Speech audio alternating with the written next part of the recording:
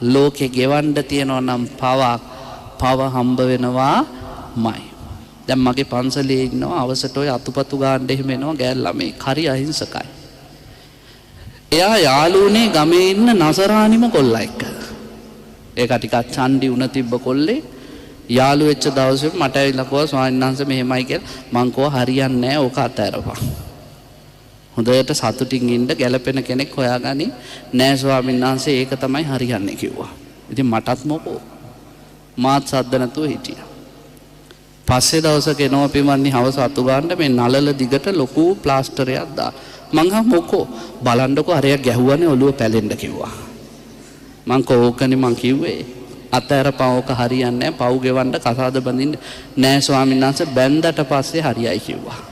ඌවම බැන්දා. බැන්දට පස්සේ ගුටි කනවා. දවසක් මම පන්සලට ආපු වෙලාවක ඕක හරියන්නේ නැහැ. ඕක ලියාපන් දැන් බැන්ද අලුතනේ දරුමල්ලොත් නැහැ.